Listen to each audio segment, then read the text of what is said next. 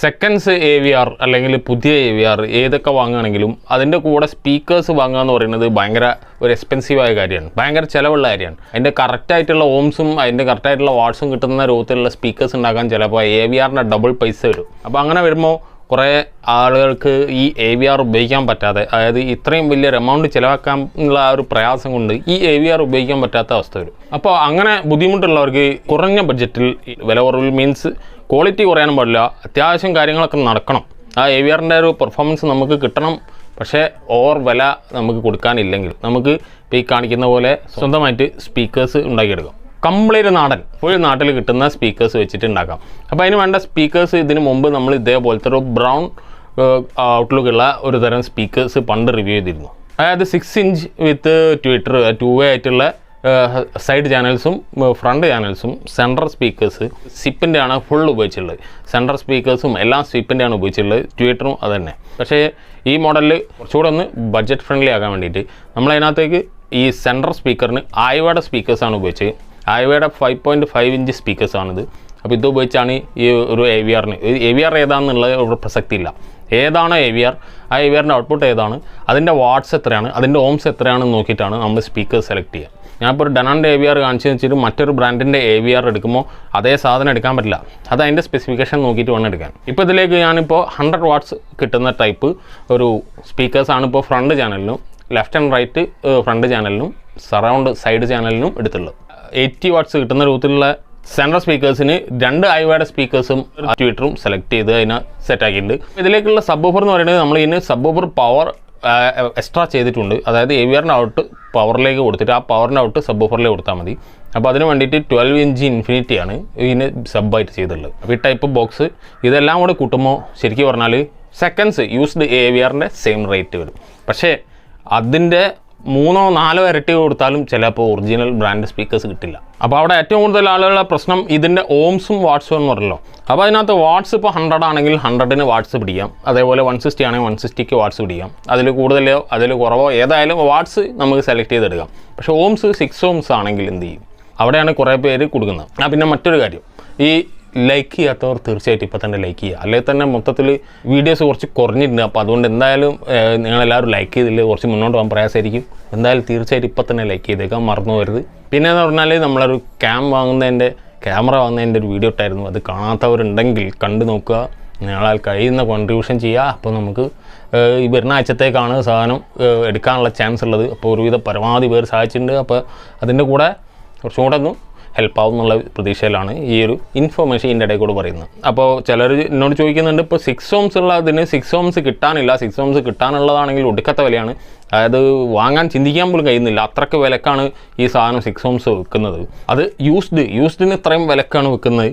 അപ്പോൾ അത് വാങ്ങാൻ പറ്റുന്നില്ല. അപ്പോൾ നമുക്ക് അതിന് എന്തെങ്കിലും ഒരു പരിഹാരം ഉണ്ടോ എന്ന് ചോദിക്കുമ്പോൾ അതിനൊരു പരിഹാരം ഉള്ളത്, നിങ്ങൾക്ക് ഈ ഓംസിൻ്റെ ടെക്നിക്കലി പറയുകയാണെങ്കിൽ ഇപ്പോൾ 6 ഓംസ് to 4 ഓംസ് അങ്ങനെയൊക്കെ ആണെങ്കിൽ അതിൻ്റെ ഓംസിൻ്റെ നേരെ മേലുള്ള വാല്യൂ നിങ്ങൾക്ക് ഉപയോഗിക്കാം. ആമ്പിന് കംപ്ലൈൻറ്റ് വരില്ല. 6 ഓംസ് ഉള്ളിടത്ത് നിങ്ങൾ 4 ഓംസ് ഉപയോഗിച്ചാൽ ആമ്പ് ഹീറ്റ് ആവും, ഓവർ ഹീറ്റ് ആവും, ഓവർലോഡ് ആവും, അതൊക്കെ പ്രശ്നം വരും. അതേസമയം 6 ഓംസ് ഉള്ളിടത്ത് നിങ്ങൾക്ക് 8 ഓംസ് ഉപയോഗിക്കാം, ഒരു പ്രശ്നമില്ല, ധൈര്യമായിട്ട് ഉപയോഗിക്കാം. പക്ഷേ വാട്ട്സ് മാച്ച് ചെയ്യണം. വാട്ട്സ് മാക്സിമം മാച്ച് ചെയ്യാൻ ശ്രമിക്കുക. കാരണം 6 ഓംസിൽ 100 വാട്ട്സ് കിട്ടുന്ന ഒരു സ്പീക്കർ സിസ്റ്റം ആണെങ്കിൽ ആ ടൈപ്പാണ് ആ ആമ്പെങ്കിൽ 6 ഓംസിൽ ആ ആമ്പ് 100 വാട്ട്സ് പവർ കൊടുക്കുന്നുണ്ടെങ്കിൽ 6 ഓംസ് ലോഡിൽ, അത് 8 ഓംസ് ലോഡിൽ നിങ്ങൾക്ക് 100 വാട്ട്സ് പവർ കിട്ടില്ല. 8 ഓംസ് ലോഡിൽ 100 വാട്ട്സിൻ്റെ സ്ഥാനത്ത് കുറച്ച് കുറഞ്ഞിട്ടാണ് നിങ്ങൾ എക്സ്പീരിയൻസ് ചെയ്യുക. ആ ഒരു പ്രശ്നമാണ് നിങ്ങൾക്ക് അവിടെ ബാധിക്കുക. അല്ലാതെ ആമ്പിന് കംപ്ലൈൻറ്റോ മറ്റൊന്നും വരാനുള്ള ഒരു ചാൻസും ഇല്ല. അപ്പോൾ ഈ പറഞ്ഞ സിപ്പ് 8 ഓംസിലാണ്, ആയിവ ചെയ്തിട്ടുള്ളത് 8 ഓംസിലാണ്. അങ്ങനെയുള്ള എല്ലാവരും 8 ഓംസിൽ ചെയ്തിട്ട് നമ്മൾ 6 ഓംസിൻ്റെ മോഡൽ AVRലേക്ക് കണക്ട് ചെയ്തിരിക്കുകയാണ്. കറക്റ്റായിട്ട് ചെക്ക് ചെയ്ത് ഓവർ ഹീറ്റിംഗ് ഒന്നുമില്ല എന്ന് ഉറപ്പ് വരുത്തിയതിന് ശേഷമാണ് ഞാനത് അവർക്ക് കൊടുത്തത്. അങ്ങനത്തെ ഒരു പ്രശ്നവും ഇങ്ങനെ ഇതിന് മുമ്പ് ഞാൻ ചെയ്ത് കൊടുത്ത ഒന്നിനും വന്നില്ല, ഇനിയിട്ട് വരാനും ചാൻസ് ഇല്ല. നിങ്ങൾക്ക് അങ്ങനെ സെലക്ട് ചെയ്യാം. അതായത് ഒരു AVRനും സ്പീക്കേഴ്സിനും കൂടി 1 ലക്ഷത്തിൻ്റെ മേലെ അല്ലെങ്കിൽ ചിലപ്പോൾ ഒരു 80,000 ഒക്കെ ചിലവാക്കേണ്ട അവസ്ഥയാണ്.